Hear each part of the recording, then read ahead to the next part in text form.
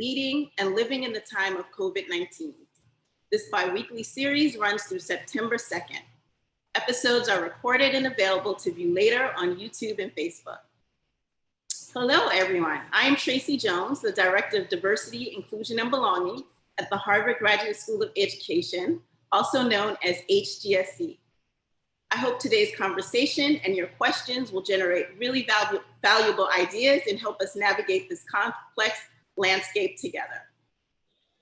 Some housekeeping, please submit questions throughout the webinar using the Q&A button at the bottom of the Zoom screen. You will also find closed caption access there as well. So let me introduce you to our panelists.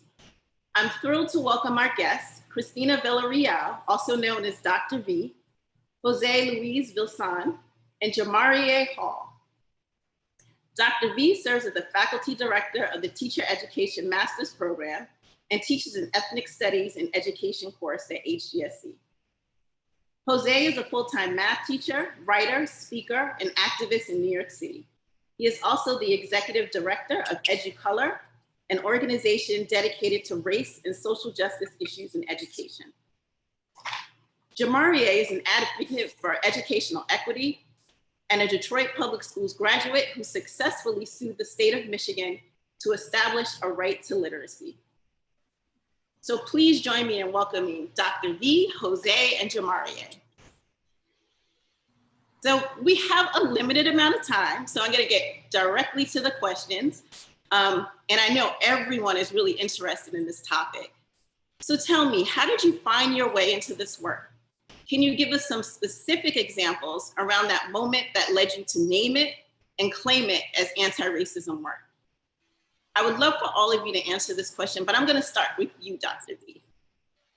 Thank you for the beautiful introduction, Tracie, and so lovely to be on this panel with you all.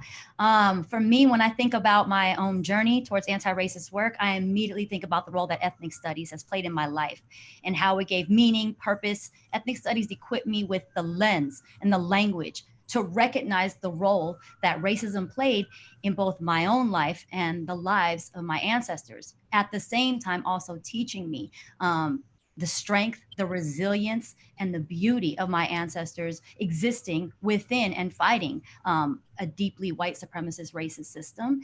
And so that, I think knowing that and being empowered by that type of precious knowledge absolutely fuels it. You can't, once your humanity is restored, you're not going to want to give that up. And you'll be willing to do anything to eradicate the systems that seek to dehumanize you. So for me, it was ethnic studies and finding me.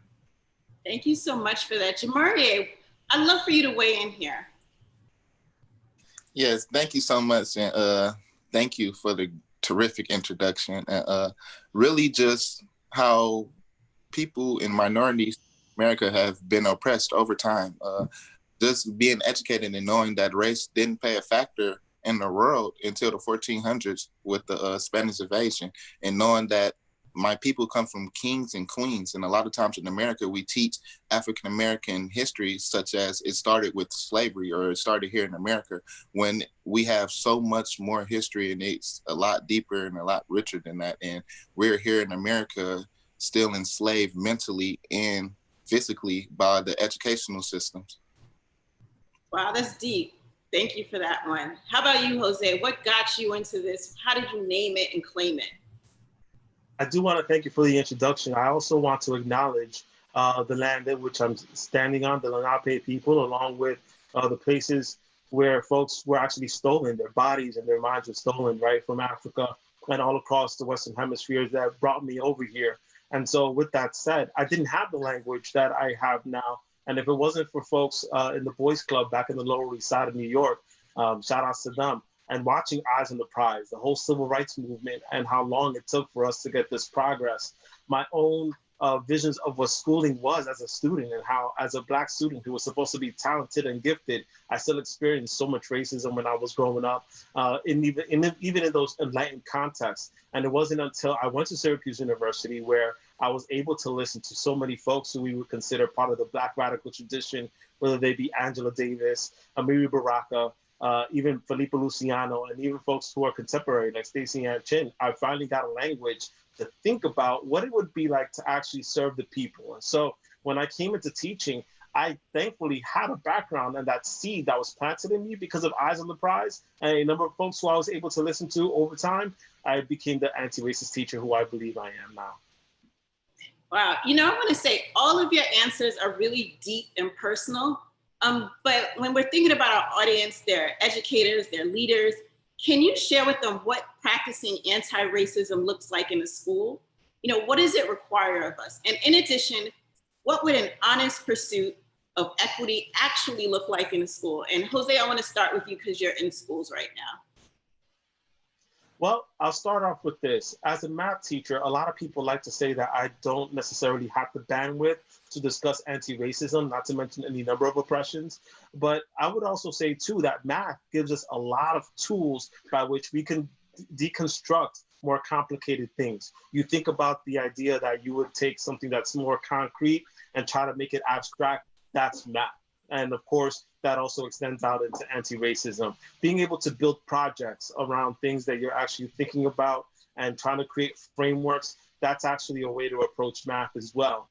Even the idea of the pedagogy and communicating something where you're able to teach people, not just those who you believe will get your language all the way where it is, but actually meeting the people where they are and trying to talk about your own math in a way that can translate to anybody is a math skill, but it's also an anti-racist skill. And I think for me in the math classroom specifically, I try to focus in on relationships first and foremost, because how can children trust us with their brains if they can't trust us with our hearts? And so I would always suggest to everybody, look at the ways that we teach math and then consider how your transfer of power to students and allowing them to be the most brilliant, gifted kids they could possibly be at the moment in time. Even if that doesn't show up in the test scores, it will show up in the ways that they approach their lives, their math, and hopefully racism and other forms of oppression out there.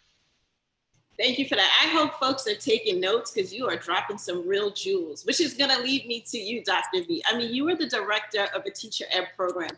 What are you telling your students about doing this anti-racist work? I think one, thank you, Jose, for those answers, because it's hella inspiring to think about what that looks like in your classroom. And what it looks like in terms of teacher education is, one, reflecting on the field itself. Teacher education, it perpetuates profound levels of white supremacy and harm. And that is going into teachers who then go into schools. And so again, it has to start with us and our journeys and having a clarity about what types of frameworks we are using when we are preparing teachers. So I brought some resources, putting this book right in the hands of teachers during orientation and recognizing it's not just reading, right? When we think about what it actually looks like, a lot of folks are reading a lot of things right now. That's baseline, that's low-level blooms. What does it look like to move up blooms in anti-racist work? What does it mean to apply Dr. Love's framework, right? To apply abolitionist teaching as a way of life. And I want to also shout out the Abolitionist Teaching Network, because in terms of concrete strategies, what does it look like? They just dropped the Guide for Racial Justice and Abolitionist Social and Emotional Learning. Something that's so prevalent in our schools, but not actually looking at the ways in which we might actually be enacting overt and covert acts of white supremacy in our classrooms with the language that we use. Language is something we're talking a lot about. How are your objectives being framed for students? From whose lens are you speaking? Who is benefiting and who is being harmed by the policies in your school, in your classroom? To have to actually question that, because it isn't, right? The title of this webinar is practicing. So it's a verb. It is something you actually then have to do. So that's some of the ways that I immediately think about and some immediate tools of what it looks like. Go and download that guide and follow through with those questions. Questions like, how will we embody the spirit and goals of Black Lives Mattering in everything we do as a school? And I would say as a teacher in my classroom. What long-term anti-racist professional development will we implement for all faculty and staff? Are your schools asking these questions?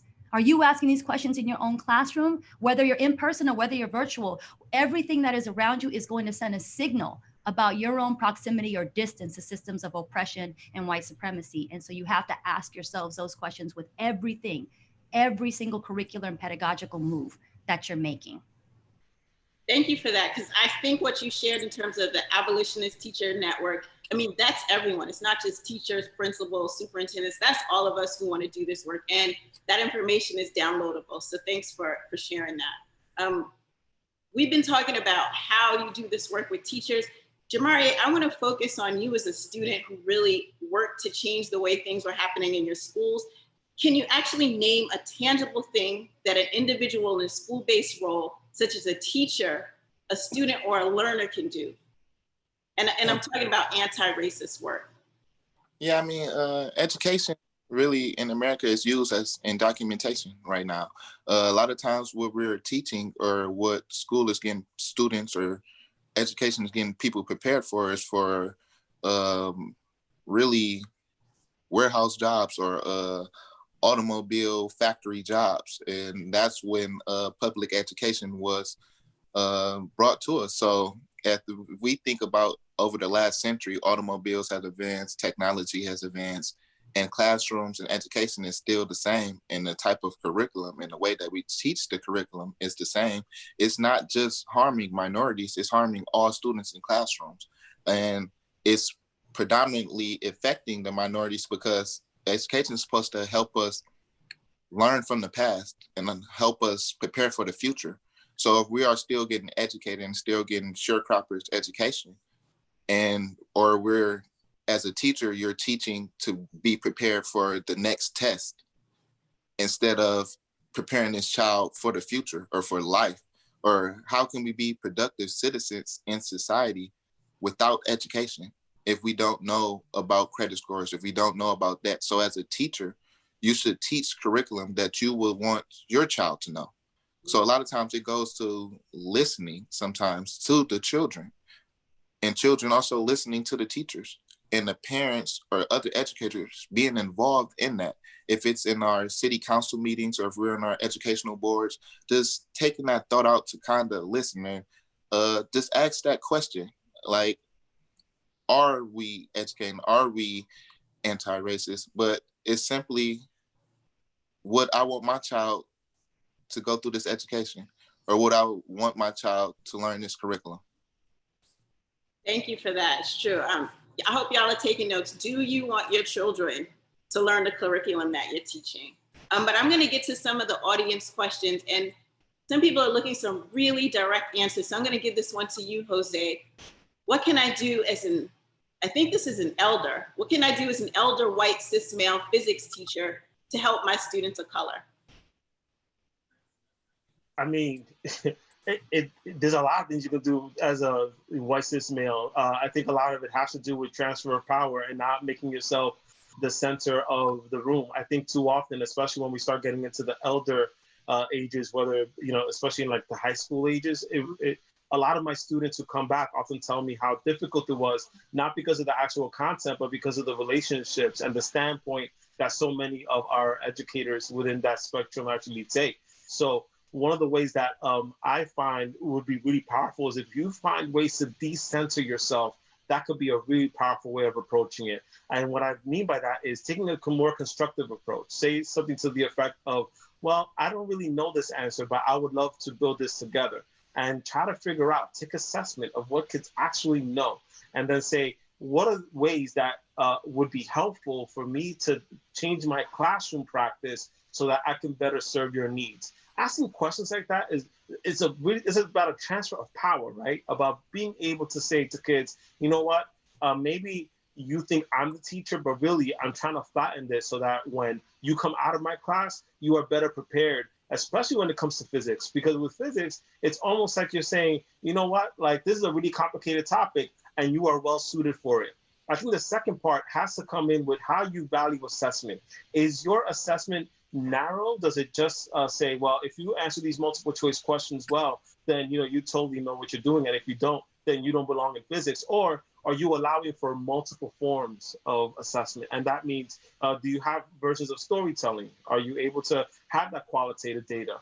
Are you able to actually have conversations with students where they can actually tell you what they know about the topic, right? Because so much of our assessment now is about how much students don't know as much as what students do know. And so there's so many different approaches, but I think those are really some nice concrete steps. Just being able to say, I got to transfer this power over to students and then find ways to do that that are concrete, that are measurable, and that you can keep replaying over and over again so that you're not the center of the work, so that other students are the center of the work. Thank you for that, Jose. I'm going to jump to you, V, because I have a question from the audience. I work in the elementary school setting. Do you have any recommendations on how to scaffold anti-racist teaching for our students, starting from kindergarten and onward? Yes, I would point you to Dr. Bree Picower's article, 6 Elements of Social Justice Curriculum Design. Hit up that article in terms, and I would then also echo everything that Jose just said. What opportunities do you already have to bring your students' stories into the classrooms? Those stories, let those stories inform you. I always talk about, you don't want to try to plan your entire year in the summer. To plan an entire curriculum absent of the young people that you are there to serve is actually not then curriculum. I always say the curriculum doesn't come to life until I actually meet my students so that we actually can co-construct that. And that's scary. And I think being willing to lean into that uncertainty and that fear, especially as we head into an election year where young people are going to have those questions, actually the scaffolding, before we even go to curriculum, it does start with the self and how you even feel about the topics. When does your body constrict? When do you feel excitement? When do you have anxiety? Knowing those things and just being prepared for that before you begin to even plan and then enact your curriculum are some of the things that I would immediately think to answer that particular question. Thank you, I appreciate that. A lot of the questions haven't been talking about work environment, so I'm gonna bring one of those questions to the forefront. So someone asked, how do you suggest liberal white institutions effectively address problems of racism within the work environment, particularly in settings where people either remain silent in the face of racism or make token statements without looking internally? Any one of you can answer that question, but if you have a burning desire, I say go for it.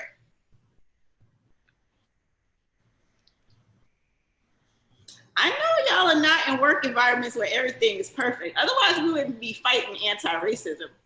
It's that middle school wait time. You'll pardon me. I was gonna let Jamarie chime in, but I'll say a little something. I feel like a lot of it has to do with how you value trust within your environment, because especially those of us who are teachers, we're often in a setting where we're asked to be professional. And professionalism can often be a reflection of white supremacy because it asks us to not talk about the difficult topics. It seems to me like in addition to religion and money, race often ends up being one of those things you're not supposed to talk about. But then when something microaggressive, which ends up being really aggressive anyway, right, actually happens, it's important for the people who are leading to take a really good sense of reflection, first and foremost about themselves, going back to what V said, right? And then being able to reflect upon the dynamics that are happening, because it's not just interpersonal, it's also institutional.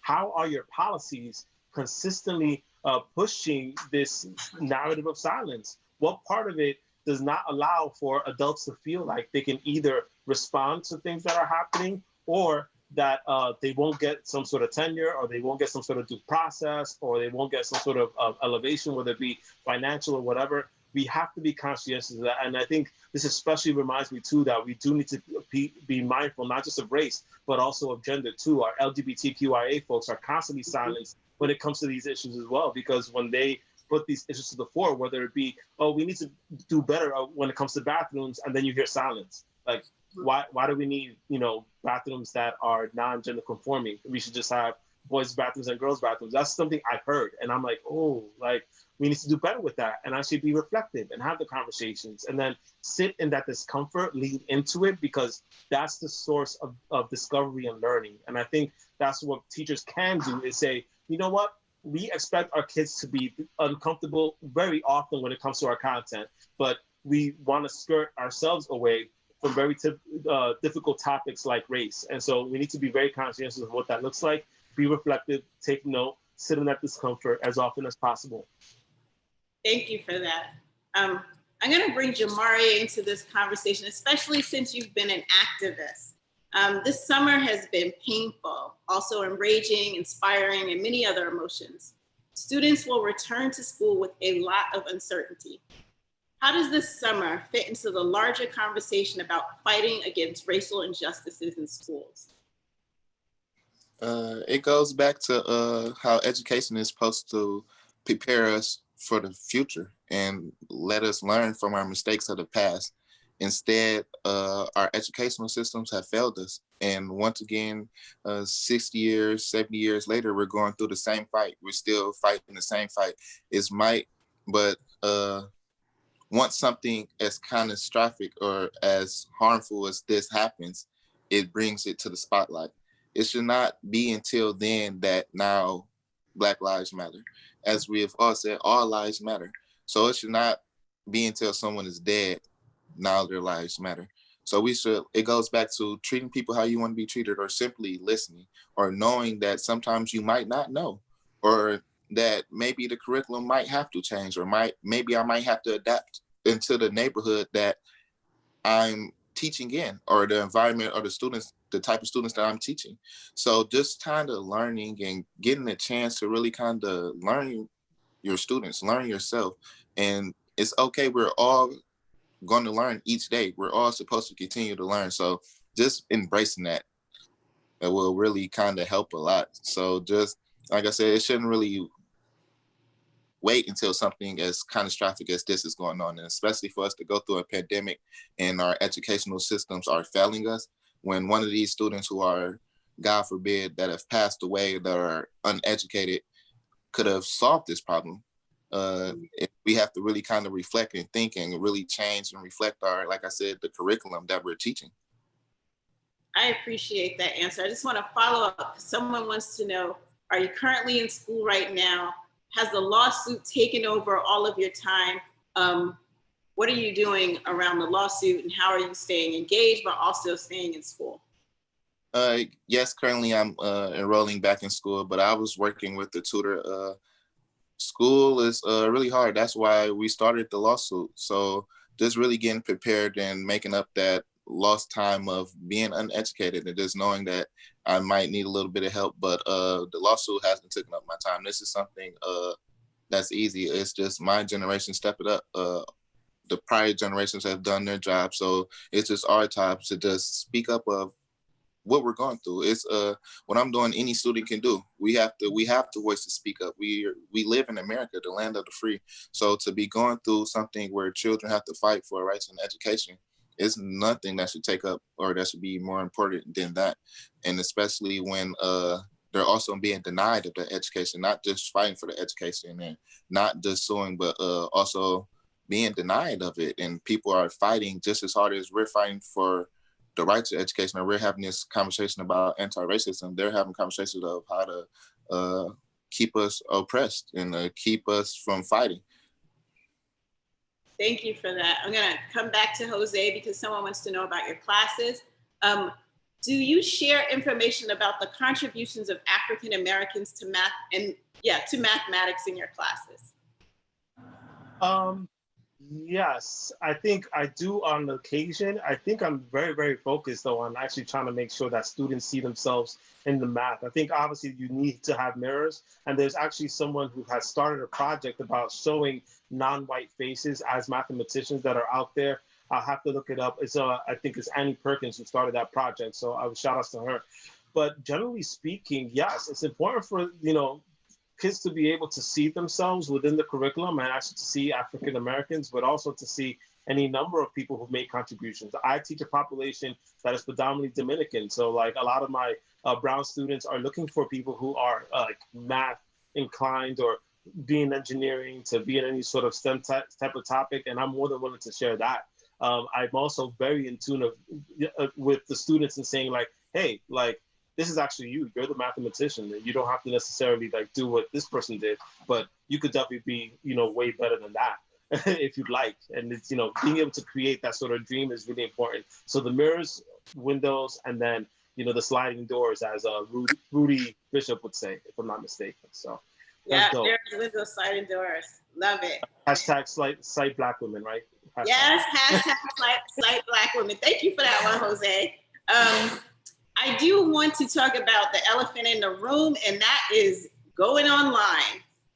For folks who are going to be going back to school online, when you think about anti-racist work, what can they do?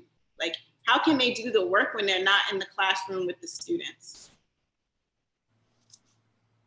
I'll jump in. I think one of the things we need to move away from is we need to pivot from an either or thinking. And I've been hearing a lot of that is like, oh, all these things that I did in person, I can no longer do online. And the question really needs to be, how can I do this particular, say, community building or healing centered exercise or abolitionist, lesson? How can I enact this in a virtual space and to be bold and unapologetic about doing that? Again, that also still requires those same anxieties are going to come up, whether or not you're in a physical or in a virtual space, and to be ready for that. And to then, I think, be innovative in how you are thinking about, well, what can you do instead of thinking, oh, I can only do things in an either or framework. Jose, you want to weigh in on that? Because I know you're still waiting to find out what you all are doing.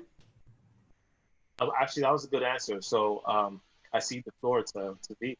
All right, awesome. This is a really good question. I think all the time we're talking about teachers who are teaching in predominantly Black and brown schools, but this person said, what would you recommend for a white teacher who teaches 95% white privileged students? And this recommendation is in terms of raising awareness of why Black lives matter and why it is vital.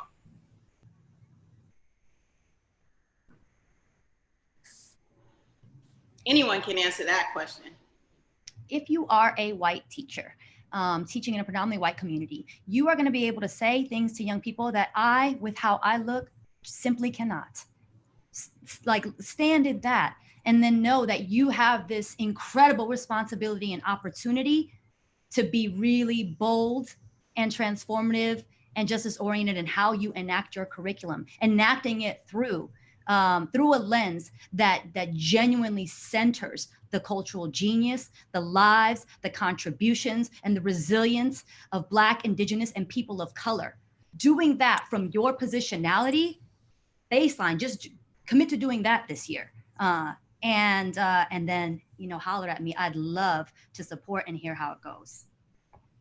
I think it also goes to simply being educated on also the culture, being educated on the different situations that are going on, not just in your community or in communities that are around, or just things that are happening around the world, because there are always instances that we can use day by day that are happening that we can use to educate not just the students, but educate ourselves. Like I said, we can always learn, we can always adapt. So simply kind of adjusting our curriculum or adjusting ourselves sometimes and fitting it into our curriculum or kind of making it of an importance. That'll just simply go a long way. Thank you. And of course, you have something, Jose, go for it. I'm just going to be quick. Can you imagine having models of anti-racist white teachers teaching white kids? I mean, that's just something that we've kind of always wanted, is like, everybody needs to do the heavy lifting. And those of us with more privilege need to do even more heavy lifting, because you end up being the beacons of our white heteronormative society, right? So being able to think about that, saying to yourself as a teacher, how can I look around my campus that may have like all these glorious buildings, tuitions up in the 5 digits, being able to say to yourself, you know what, like, we need to deconstruct these systems like now. And I need to show my kids how to do that, because there's a school maybe a couple miles away that doesn't have the same privileges. And I need to tell my white kids that this is going to be a problem, because too often a lot of the white kids who are right in front of you, who are privileged, are the ones who end up being the CEOs, the bosses, the lobbyists in government. So all this is interpersonal, personal, and institutional and systemic. So being thoughtful about that is so powerful. And, doubling on what V said, if you decide to step into that full throttle, I am more than welcome for it. I am all here for that. So do what you need to do. Be humble, listen, obviously, do the research, and then act. But then, once you act, you're all the way in with us. We're doing this together. I love it. I love it. I'm going to follow up to that, because someone said, you're doing the work, you're putting yourself into it, all three of you. How do you deal with people who are fighting back against you? Is there fear? Do you respond? What are you doing about that? I mean, our people have been fighting since we've got on American soil, from not being educated to where it was death if we were educated or being able to read, onto sharecroppers education, onto Jim Crow laws and things of that nature. So we've always had to fight. It's in us. Like I said, we come from kings and queens. So specifically in our lawsuit, when the state of Michigan says that it's poverty and the educational and the environment that we're in and the death rate that plays a factor in to being illiterate, and saying that the lack of being able to be educated, it goes into humanity. People are not just trying to oppress you or just take away your education. They're trying to dehumanize you. So we're not just fighting for our lives, we're fighting for the next generation lives. We're fighting for our younger siblings, our younger generations, and it's bigger than us, way bigger. Wow, when you say it like that, I'm kind of like, you can't help but to fight, right? But I want you, Vita, weigh in, and Jose, how do you deal with this? You have to be really intentional about the company that you keep. Who is it that you go to be able to vent, to heal, to strategize. This work cannot be done alone. That is also right, a function of like white supremacy and capitalism, that we need to be operating in isolation, and that has trickled into our schools. So what does it look like to actually have, right, a co-conspirator who's going to ride with you? Because that in and of itself, trust, that gives me plenty of strength to continue fighting, as opposed to being alone, and then being really intentional about your mental, your physical, and your spiritual health. I think that I cannot stress that enough, and not in a superficial way. What does it look like to break, right, chains of like intergenerational trauma? What does that look like inside of your body to do that kind of work? Because the more you have that strength within, and knowing and feeling, right? As Dr. Maya Angelou said, when I come as one and I stand as 10,000, trust.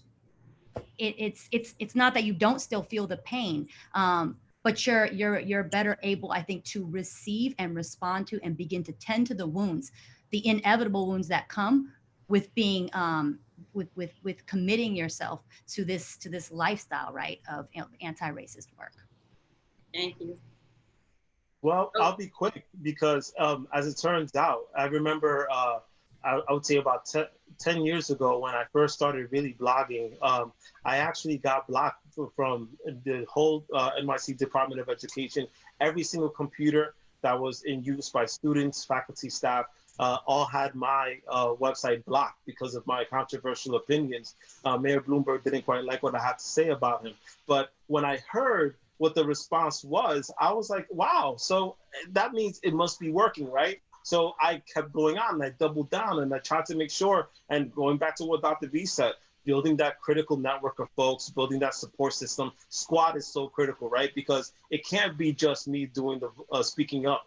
And then being able to have any number of people who have any number of tools. There are some of us who are patient and can actually bring along folks. There are other folks who are like the hammer. They're like, I got something to say right now, and I'm gonna say to you. But it's not, none of those tools are wrong. It's just a matter of how you strategize, how you approach folks. And then there are times when, frankly, you don't necessarily need to respond either, because you have to keep doing the work. You have to energize yourself. And if you find the struggle is way too big for you and you need to be able to keep working, then so be it. Because as Jamarie said, right, we come from folks who, you know, they were brought here on slave ships, or they came here, or they were already here, and then their land was taken away from them, or, you know, their own homelands were taken away by any number of imperial forces, and they came here for a so-called better life. We come from folks who were warriors already. So when you call me a social justice warrior, I'm about it. I'm like, yes, I'm here. So let's do this more than anything else. And when it comes to my classroom, my kids know, they feel it, right? Like I don't even have to say it. And so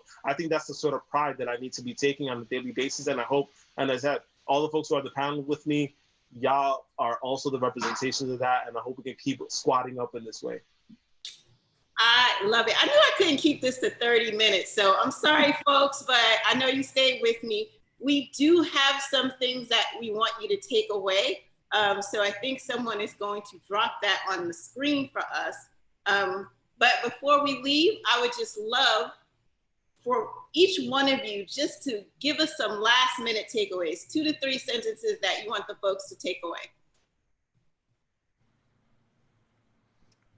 Remember that this work, anti-racist work, is not purely cognitive. That is only half of it. Yes, you need this. Yes, yes, it's brain work. Yes, it's intellectual. Yes, you got to read, but more importantly, you got to feel it and recognize those feelings, those emotions, how your body responds in any given moment is an indicator of your proximity or distance to the very issue that you are trying to combat, and lean into that. I can't stress that enough. And then I'll leave you with one more resource. It is designed to be a workbook, My Grandmother's Hands. Please, please, please read. I mean, for every single one of us, I can't stress enough how transformative this would be for not just educators, for all of us committed to this work. Thank you. Jose?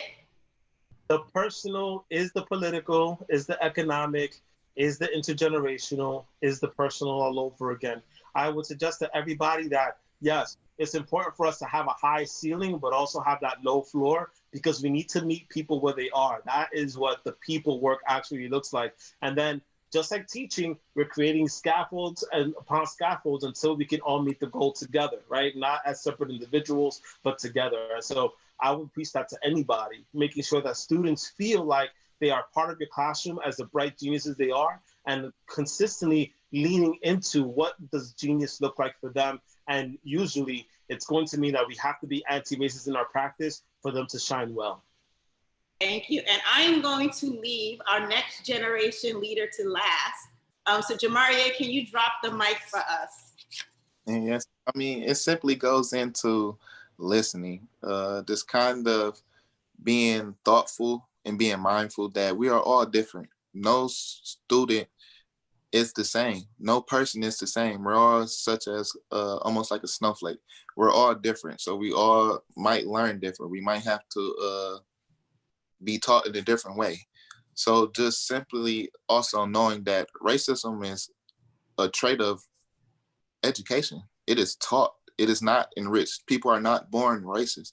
So we can also, just as it is taught, we can teach to fight against it. We can teach right from wrong. So once we're more educated, at the end of the day, it'll be a better place. Education will be a lot better. So simply educating ourselves and then passing our education on and adapting. Thank you. So everyone who was a guest and who participated, we want to thank you for joining us in this conversation. We're going to keep taking your questions on Facebook.